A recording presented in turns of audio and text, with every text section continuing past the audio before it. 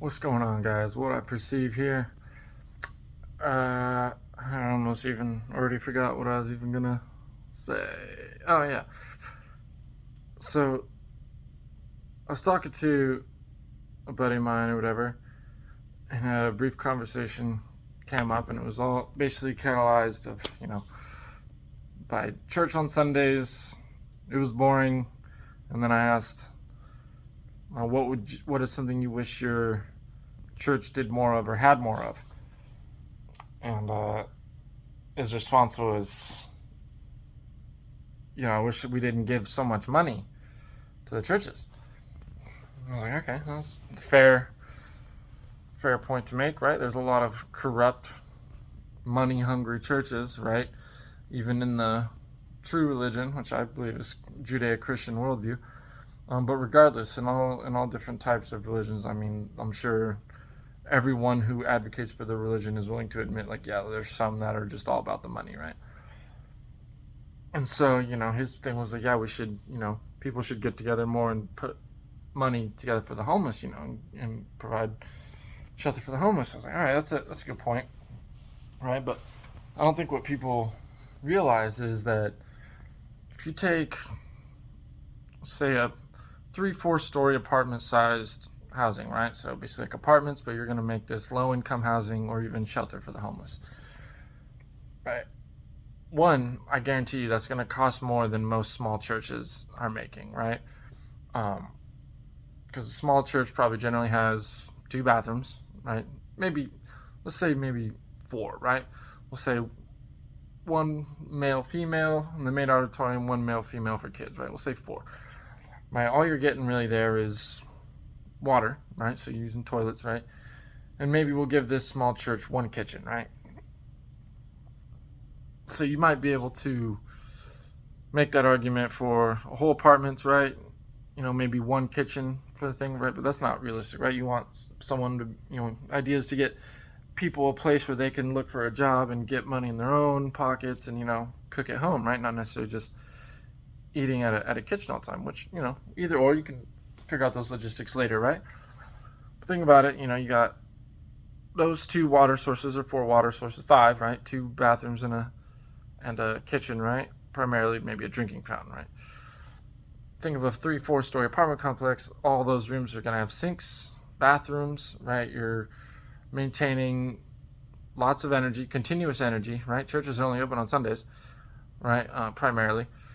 But that's 24-hour energy use, gas, electric, water, food to supply, whether to the kitchen or to their own kitchens, whatever, blah, blah, blah, right? That's a lot of money. And plus, if you want to have a truly effective low-income housing or homeless housing, you need 24-hour personnel and security and people who are, you got to have legal contracts because people are going in there. You got to realize that when you help a homeless out like this, you're prone to making that community now high crime rate, drug infested community, right? So you got to have weekly to even twice a week room inspections, drug testing, personnel. That costs money. If you want to have it, basically kind of like how I told him, a docile prison, really.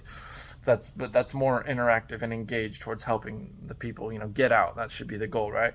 To get out of that housing. Right, that costs money, right? That costs money, and of course, that's nothing compared to what big churches are making, right? But the thing I asked him, I was like, hey, do you by any chance watch or participate in the merchandising of the professional sports industry? So I don't know what you mean. I mean, just that. Do you watch professional sports? Do you contribute basically to the monopoly in the criminal organization that is professional sports by watching it and or purchasing and promoting their merchandising?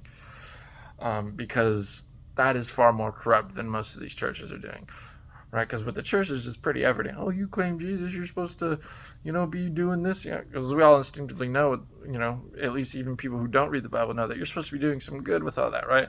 But we don't look at professional sports that way, right? We have, excluding the very few across all professional industries who actually, or as far as players who actually do philanthropic things with their money, take them back to their homelands, and there are very few, right? But the keyword is very few, right? So I kind of asked him, and I kind of want to hear your guys' opinions. Would it be more effective, maybe perhaps, to even instead of paying hundreds of millions of dollars to single individual players throughout various sports industries, right?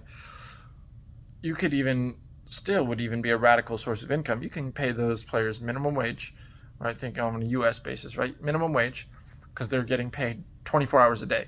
They get paid to eat, paid to sleep, paid to train, et cetera, et cetera. That's massive overtime, right? And that's just, if we're not even talking about a salary, a fixed income, right? We're talking about hourly wages.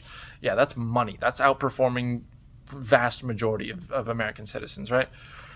So we could do that, right? Have them, do what they came to do, get their mama that house and, take care of their family, whatever. They don't need that excess money. They don't need a nice fancy mansion or any of that stuff, right? They can get by with minimalistic living. But then again, they put their body and they're on the line every day for what? What kind of humanitarian benefit is professional sports, really? Right? We have starving people and homeless people all over the world. And instead we put billions and billions of dollars into professional sports.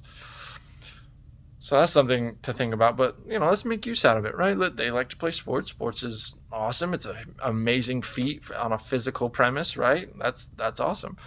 So how about we convert stadiums to homeless shelters? NFL, Major League Baseball, all those stadiums, convert them into homeless shelters, right? One side you got your amenities, your showers, maybe give them a gym.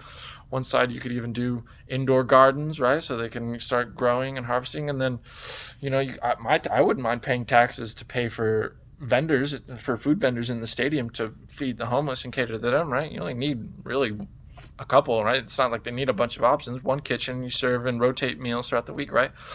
And then they get free entertainment, right? Professional sports still play it. They play, and the homeless can sit there and they can watch them and they can have a jolly good old time. And if you want, you could even still try to monopolize, right? Because you could still put it on TV and pay for it, right? And then all that revenue generated from those sports, maybe that's going back to fund and fuel those homeless shelters, right? I wonder how much more of an impact that would make, right, than just assuming that churches are always doing bad things with their money, right? Because the idea of a church is you're supposed to find a church that, one, on a Judeo-Christian aspect, is convictional preaching, God-centered, not compromised, not fluffy and worldly and secular, right? And you want to be involved with the church. You want a church that that when you do feel a calling to generously give, right? Because it's got to be a generosity thing, not an obligation thing to tithe, right? But you do so because you feel inclined to be generous and you trust in what your church is doing and you're involved, which means you have a say and you get to see where that money is going and what it's doing. So I kind of asked him, and I'm asking you guys, right? What would be more beneficial as a humanitarian effort, right? To completely revamp, maybe just with this simple base premise idea of what I have just given to you as far as stadiums and professional sports and players and stuff. Would we get more money back by restricting players, multi-million dollars contracts and giving back? Or do you think we'd make back more through the mega churches that make ridiculous amount of money? Because they're out there and there's definitely a lot. And I'd reckon it's probably a pretty close competing industry, right? But again, it's that premise of people look at religion and they should generally know. I mean, they don't because it happens, right? They get this prosperity gospel, give me your money and you will be healed, and like pastors flying around on a private jet and the decked out, even lower end modern churches, right? You see all the youth people and dressed in the nicest clothes from the mall, and it's just like, okay, I get you're employed by the church, but I'm not gonna cast stones because if I was employed by the church and I'd probably still be buying my Gymshark and my Adidas shoes, right? I ain't gonna lie. I spend my money on that now, right? Working whatever job I work. So who's to say I wouldn't do it just because I'm in the church, right? If I'm still a member of Ecclesia and God's people, shouldn't I still be seeking to live as minimalistically as I can? Right? And that's a conviction thing we have to ask ourselves. But I'm curious to know if in that people should know better than giving their money to the churches in those regards. Should we be able to say the same thing about professional sports? I mean, what are we doing, paying millions of dollars for people to fight in the ring, which, granted, it's dangerous, right? It's a combat sport, talking about like boxing or UFC and stuff. But really? Millions and millions of dollars for that? Granted, there's a market, and that's why, look at WNBA and NBA, right? The reason the NBA makes more is because there's a bigger market for it. That's where the money comes from. But cycling back, maybe I'm beating a dead horse already. What are we going to do with that money? Right? So it's just food for thought, right? Because I think people are so quick to point fingers at God's bride and say, oh, they're corrupt and they're doing things with money, but yet we rather go and watch Sunday football than get right with God on Sundays, right? Which, granted, isn't just a Sunday thing. That's a daily, continuous thing all the time, never ending, right? 24/7, 365 days a year kind of thing, right? But we point fingers at the speck in others' eyes, refusing to see the log in our own, right? So I'm curious to know what you guys think as far as how that goes, right? Let me know. I'm curious.